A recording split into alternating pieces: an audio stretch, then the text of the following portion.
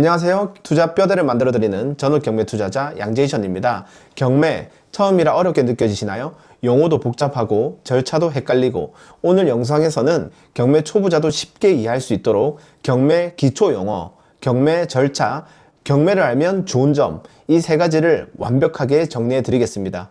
지금 바로 시작합니다. 자, 여러분 질문하겠습니다. 경매 절차입니다. 채무자가 돈을 빌린 사람인가요? 돈을 빌려준 사람인가요? 채무자. 저는 웃긴 게 이것부터 헷갈렸어요. 채무자는 돈을 빌린 사람입니다. 예. 그래서 돈을 빌린 사람이 채권자한테 돈을 못 갚으면 채권자들이 이 부동산을 경매로 넘깁니다. 자, 이 경매를 넘길 때 이 경매를 처리해주는 기관이 어디일까요? 법원인데 서울중앙법원인가요? 관할 지방법원인가요? 지방법원, 그 소재지 지방법원. 자, 두 번째 질문. 채권자들이 모두 동의를 해야지 경매로 올라갈까요? 이 중에 한 명만 신청해도 경매로 올라갈까요? 한 명만 신청해도 경매에 올라갑니다. 자, 그 다음에 정해진 입찰 기일이 정해지고요. 이 중에 한 명만 낙찰이 됩니다. 자, 일반 매매가 있고요. 그 다음에 경매가 있습니다. 일반 매매에서는요, 여러분 중개를 누가 하나요? 부동산. 맞죠? 중개를 부동산. 자, 경매에서는 중개를 누가 하나요? 법원. 여러분, 경매가 정말 못 믿을 것 같나요? 경매가 더 믿을 만한 거 아닙니까? 예, 경매는 법원에서 중개한다. 자, 일반 매매를 할 때는 처음에 어떤 걸 해야 되나요? 내가 매수자로서 부동산을 살 때 먼저 계약을 해야 됩니다. 맞죠? 예. 계약을 하고 나서 계약을 할 때 여러분 보통 몇 퍼센트 넣죠? 돈을 10%. 보통 10%를 누구한테 넣나요? 예, 매도자한테 돈을 줍니다. 자, 법원은요, 여러분 계약을 하나요? 우리가 경매로 살 때는 계약을 할까요? 아닙니다. 어떤 과정입니까? 거의 같은 개념이 있습니다. 법원에서는 계약이 아니라 입찰을 합니다. 여러분, 입찰하는 게요, 계약하는 거랑 같은 행위입니다. 여러분, 계약할 때 명의와 금액이 결정되죠. 계약할 때 명의와 금액이 결정되고요.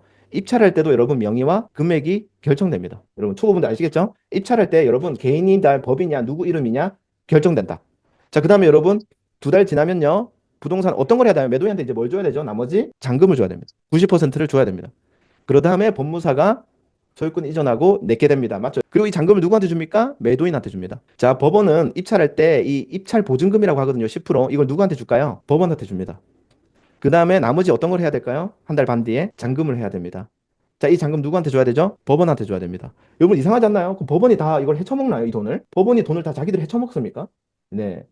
어떻게 하죠? 법원에서는 이 채권자들한테 돈을 나누어 줍니다. 여러분, 채권자들한테 돈을 나누어 주는 걸 두 글자로 배당한다. 그걸 배당한다고 하고요. 채권자들한테 나누어 줬는데도 돈이 남아요. 이건 어떻게 될까요? 이거는 다시 채무자한테 돌아갑니다. 잉여 배당금이라 해가지고요. 예, 이렇게 됩니다. 사실 이 일반 매매에서는요, 이 모든 권리들을 우리가 인수해야 되거든요, 여러분. 압류, 가압류, 근저당권자들을 우리가 다 인수하고 풀어내야 되는데 경매는 어떻게 될까요? 이 채권자들한테 다 나눠주고 나서 다 없어져 버립니다. 그리고 깨끗하게 우리 낙찰자한테 넘어옵니다.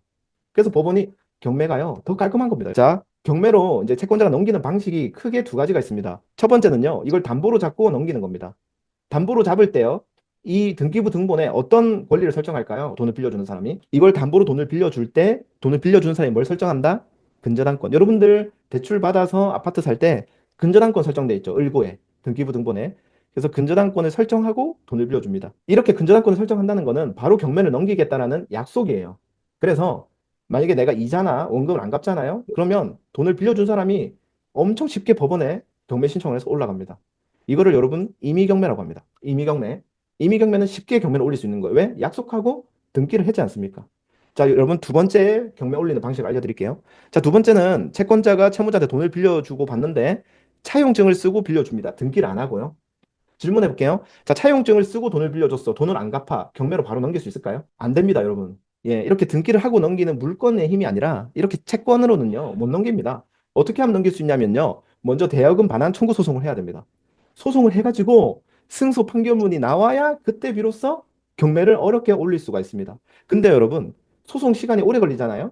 그래서 소송하는 동안 너 이 집 팔지 마. 이렇게 해서 등기하는 게 뭐다? 세 글자로? 가압류입니다. 그래서 여러분 등기부 등본에 보면 이 두 개가 가장 많아요. 근저당권 그리고 가압류. 맞죠? 근저당권은 다시 뭐요? 담보로 돈 빌려준 거. 가압류는 차용증으로 빌려줬는데 이제 소송에서 이 물건을 통해서 배당받아 가려고 미리 설정해 놓은 거. 이렇게 두 가지가 가장 많습니다. 자, 여러분 이제 질문 하나 들어갈게요. 우리가 그 전세 월세 들어갈 때 임대차 계약서 적죠. 맞죠? 우리가 임대차 계약서를 적고 임차인으로 들어갑니다. 자, 이때 우리는 임의 경매로 우리가 돈을 못 받았어요. 보증금을. 이때 우리는 임의 경매로 경매를 올릴까요? 강제 경매로 올릴까요? 왜냐면 우리가 임대차 계약서를 쓰는 건요. 등기를 하는 게 아니라 이 차용증처럼 문서를 적는 거잖아요. 맞죠? 그렇기 때문에 내가 보증금을 못 받았다? 그러면 전세금 반환 청구 소송을 하고 승소를 하고 강제 경매로 넘겨야 됩니다. 근저당권과 가압류가 있고 또 많은 게 뭐가 있을까요? 등기부에. 등기부에 또 많은 거.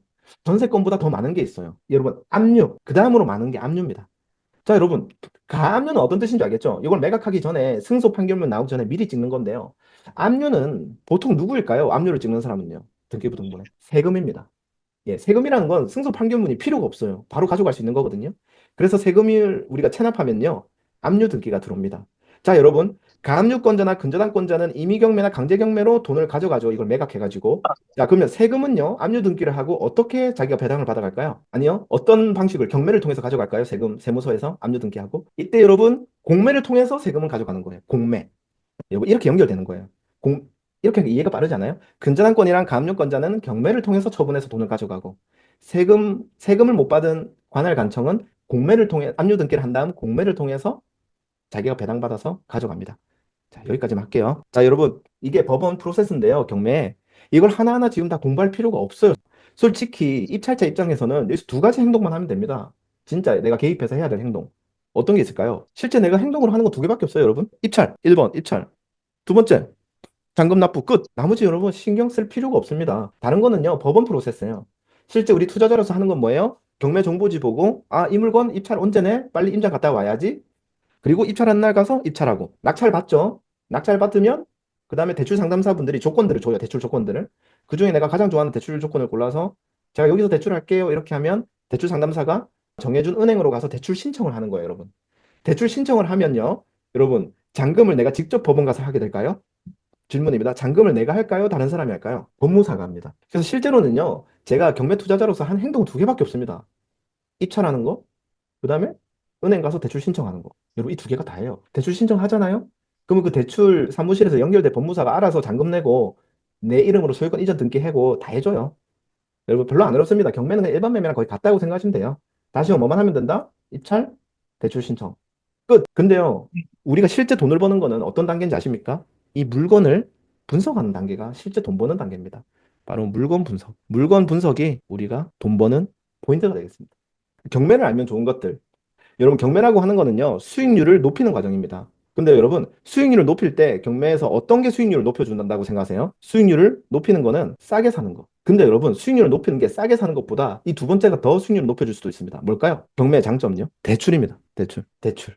이게 수익률을 이빠이 올려줍니다. 경매에서요. 그러니까 싸게 사는 것도 맞는데요. 사실 대출이 더 많이 나오는 게 수익률을 더 높여줍니다. 제가 봤을 땐 그래요. 왜? 우리가 특수 물건을 엄청 싸게 살 수는 없거든요. 솔직히 말해가지고. 자, 우리가 일반 물건은 솔직히 말해가지고 60에서 65 정도밖에 대출 안 나와요. 우리가 매입한 금액에. 실제로 그래요. 근데 경매는 얼마나 낙찰받을 수, 감정가보다만 싸게 받으면 몇 퍼센트 낙찰받을 수 있을까요? 경매는요? 80에서 90. 가능하다. 예, 80에서 90 가능하다. 그래서 여러분, 소액으로 경매를 할 수가 있습니다. You can do it. Nice.